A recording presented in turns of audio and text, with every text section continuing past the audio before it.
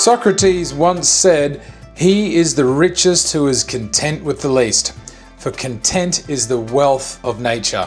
Those words capture the essence of Thailand perfectly, where my friend Jasper and I spent a week on the Thailand Moto Tours off-road expedition. Thailand is a land of contrasts. Modern cities like Bangkok and Chang Mai juxtaposed with remote villages unchanged for centuries. In these villages, a few livestock and a clean water supply signify prosperity. Yet the people's contentment and joy will surpass anything I've seen in America. Time slows down in Thailand. People savor the moment, cherishing the friendships and the simple pleasures like sharing a beer. This deep appreciation for life becomes palpable the longer you stay. As Brendan Cretu and Brian De Apis of Thailand Moto Tours guided us deeper into the jungle, we were met with constant smiles. Motorcycles, the vehicle of choice in Thailand, help bridge the cultural gaps as locals appreciated seeing foreigners enjoying their homeland. Brandon is a former Isle of Man TT racer and Brian is a former US Army veteran. They founded Thailand Moto Tours 8 years ago. Earlier, Brian fell in love with Thailand, briefly moving there to teach English after his service ended and married his wife Amy. My chance to join the tour came after a 5-year delay, and the energy was electric as our group of 10, ages 30 to 60, from motocross experts to beginners, met in Chiang Mai before riding our Honda CRF 300s into Thailand's lush, vibrant jungles. Our first leg of the tour, an 11-hour ride from Chiang Mai to Mae Sariang, set the tone for an unforgettable adventure. Crossing a mix of dirt roads and beautifully paved tarmac, this stretch was a thrilling warm-up for the challenges ahead. Passing through remote villages, we were greeted by enthusiastic children who mimicked throttle revving gestures, their joy contagious and a reminder of the simple pleasures in life. Mae Sariang itself was a bustling hub for motorcycle tours, with its hotel car parks packed with bikes ranging from BMWs GS's to Harley Davidsons.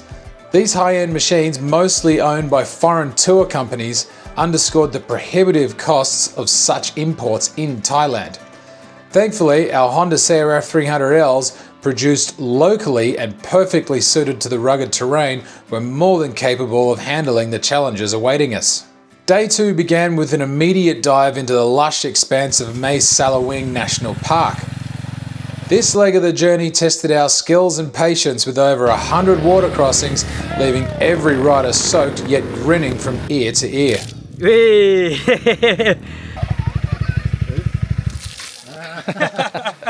The terrain, a combination of red clay tracks and slippery riverbeds, demanded constant focus to avoid spills, although a few of us, including my mate Jasper, gracefully ended up flying over the handlebars.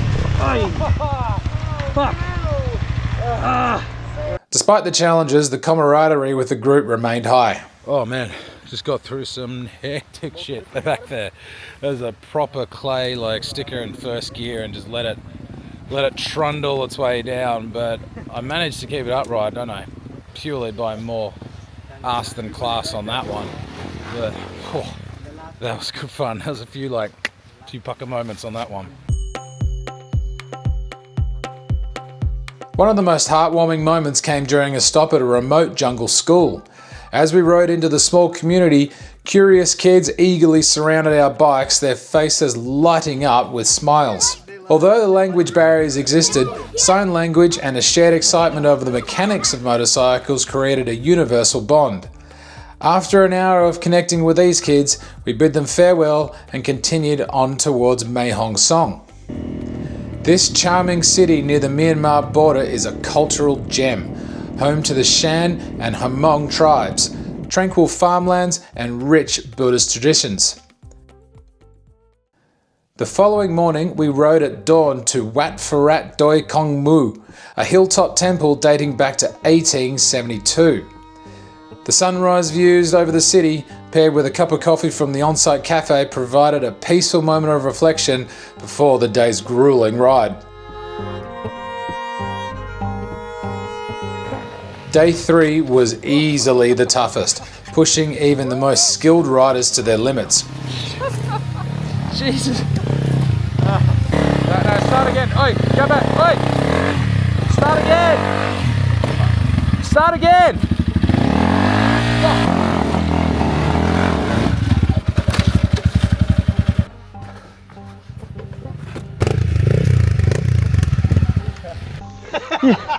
You alright?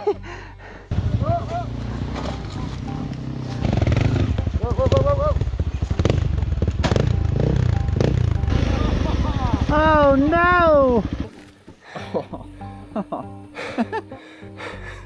The trails became narrow, steep, and littered with boulders, falling branches, and slippery red clay. The group faced repeated challenges, requiring teamwork and mutual encouragement to get through. At one point, our local just cruised past us on a scooter, his casual demeanour and flip-flops highlighting just how pathetic we really were. Despite the grueling effort, the breathtaking scenery and sense of accomplishment made every moment worthwhile.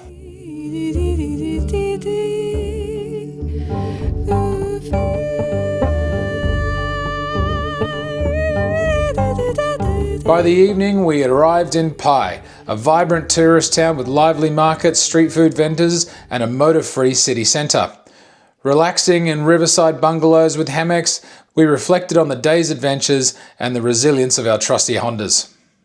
It was a perfect ending to an exhilarating day and a reminder of why riding with friends creates memories that last a lifetime.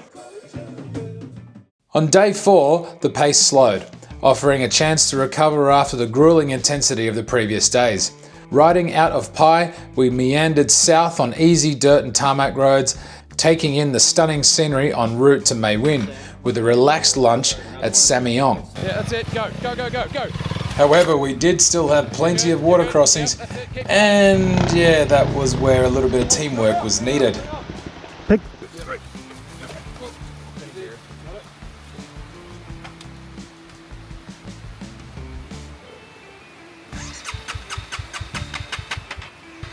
Buddy, come on.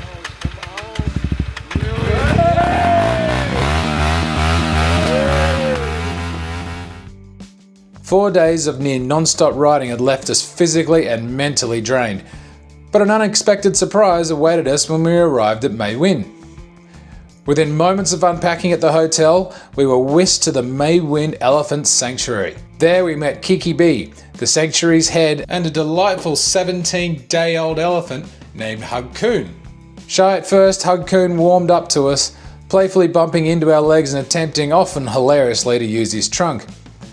Watching this curious baby alongside her overly relaxed mother Mae Wong and 2 other elephants, Kai Muk and Lala, was profoundly moving.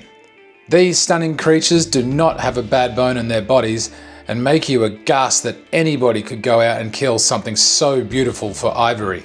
Kiki shared fascinating insights, including the immense care elephants require, from consuming 300 kilograms of food daily and over 100 litres of water to having constant protection from potential predators like pythons and cobras. These few hours were most definitely highlights of the tour.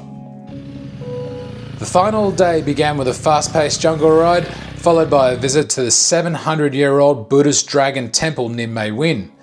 This remote solar-powered temple, steeped in serenity and traditional Lana-style architecture, was a fitting culmination to our adventure. It was at the temple where I decided to sit down with Brian and Brandon and find out a little bit more about what makes Thailand Moto tours tick. Where did the idea originally come from to do this kind of tour? Well, I was a teacher here in Chiang Rai, it's like 3 hours north of here, and I just fell in love with the country right away. And so we used to bring buddies over here to go ride, and one of them just said, like, hey, you guys need to make a business of this because it's like a blast. It was super informal, just grab your... So that we've probably been doing for 13 years, but officially for 9 years we've been riding and doing the tours. And once we did the first year, which was totally like rudimentary, everybody's like, it's a blast, you guys got to keep doing this. So it just one thing led to the next and kept building up. You guys have got, pretty cool reputation for taking it into pretty wild areas. I mean, some of the stuff that we've done, I never thought the bikes would do it. Especially like that's. How long did it take to kind of start mapping out those sort of routes? Yeah, I mean, we started mapping them out like 2018, I guess. And that's actually when we first started riding dirt bikes, really. Yeah. We'd started doing the road tours here, and then our friend Bob Farnham, who helps us out, like prepping the bikes and working on stuff, he has, started with doing off-road tours here, and he kind of showed us the ropes of all the trails here, and then we also explored on our own and did it. Yeah, bad idea. We're using life straws and in streams in the mountains and trying to survive. Then it just started to get better and better, and that's really why we started riding enduro and off-road to begin with. Right. So like when you were doing that though, like you've made a huge like network of people because. Jasper, who was on the tour with us, he was saying that one of the great things about the tour is that like it is a genuine tour where you were part of the locals. For sure. Which is very different to a lot of people. Oh yeah, and that was the whole point. We wanted to make sure that people got to experience Thailand. Like we all love riding motorcycles, we know that, but we want people to see like the deep into the jungle and the people of Thailand actually, and we have the ability to do that on the motorcycle. So that we feel is like the most important part. Motorcycles are going to be there, but we got to show them the real Thailand, and that's what we get into. And plus too, you're married to a young Thai lady, so that's right. That's elevated like the access to locals. Oh, all that, like she's our lethal weapon. Yeah. I mean, like, tell us what Amy's role in all this is, because she does a lot of the logistics and everything. Oh yeah, she does all the logistics, all the hotels and all the food and some of the motorcycle stuff. Like she just coordinates everything. Before it used to be us just stretching every bit of Thai we had to be able to try to make things happen. And now ever since we got Amy on board, it's like, okay, now we anything we want or need, Amy translates everything and talks, and she understands the American way. So it's like it's just on point. Anything we need, we get from her. It's pretty cool. Yeah.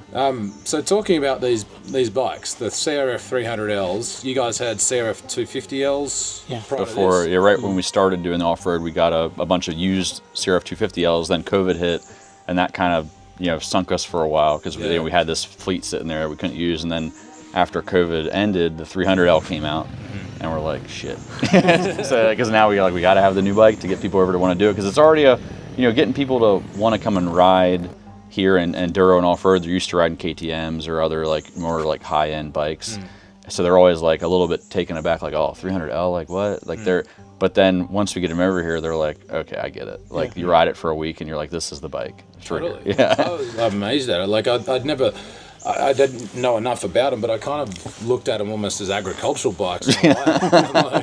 But now that I think about it, they're kind of like the new generation sort of XR250s, XR300s kind of stuff. Yeah.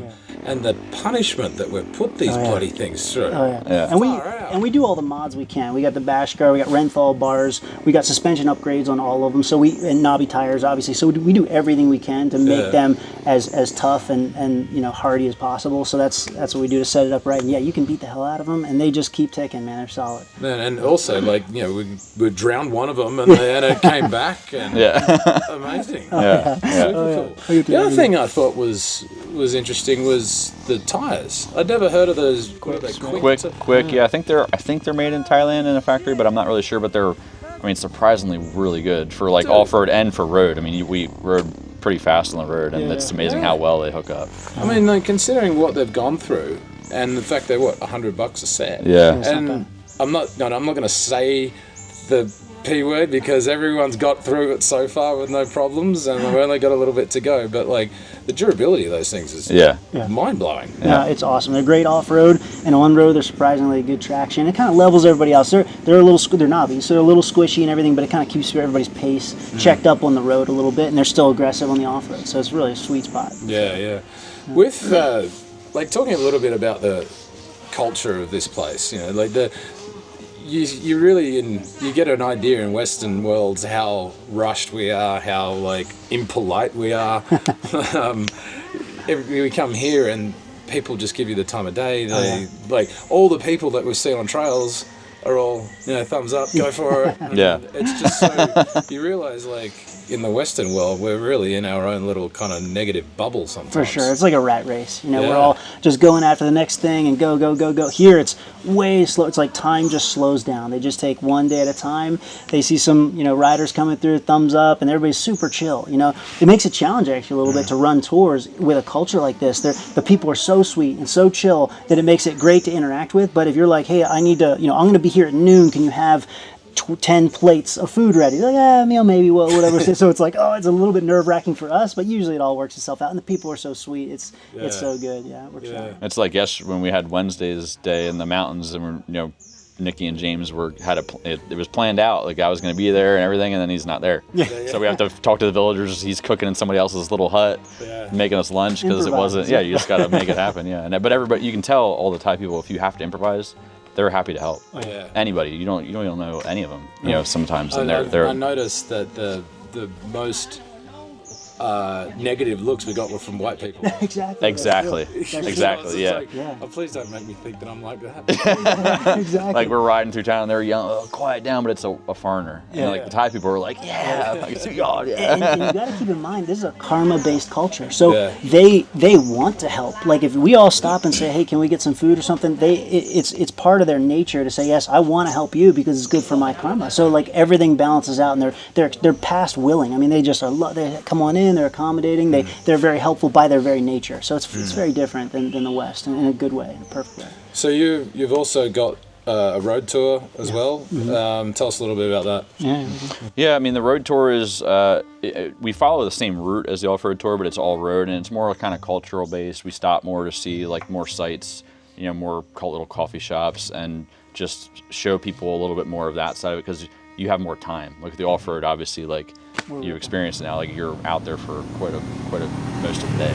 But, so it's hard to fit that stuff in. We try to here and there, like fit unique experiences in, but they're a little bit more spread apart than they would be on the road tour, where we kind of pack a lot more in that people can see. But it's still world-class roads. I mean, you've seen a lot of the roads now. They're like amazingly, the pavement is just brilliant, and the bikes are good. So you're just smooth riding. There's no rush to like, oh, this is a good section, I gotta have fun. The whole thing's a good section. So it's thousands of turns the whole way around. So the road tour is a little more chill, but it's more time to like socialize. And also we go to a long neck tribe. We take boats out to a long neck tribe. We explore a cave, do a couple temple visits. So we blend in a lot of cultural stuff, but still the riding is world class. World class riding. Yeah, and everybody that gets here, when they first get on the roads, they're like, the first day they're like, what the hell? Like this is better than my racetracks back home. I thought after the second day when we were out going supermoto style, I was like I could move here. Quite easily do this.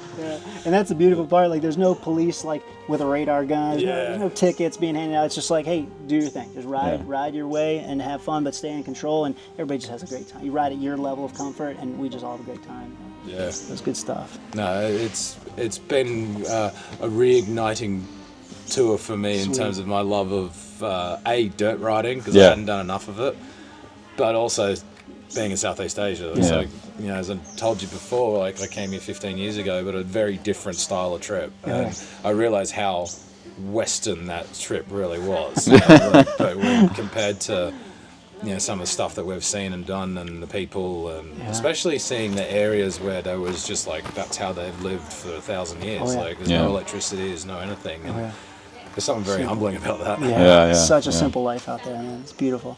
Yeah, well, boys, thank you very much for having us. It's a lifetime experience. Yeah, it's our pleasure, man. Our pleasure. Having you, dude. So you're guaranteed to be back, and next time we'll be back, I'll probably have a teenager with me. There you go. Wouldn't be the first father-son combo we had yet. It's real. Hope you have more too. Good awesome. Stuff. Thanks, boys. Hey, cool. Thanks, buddy.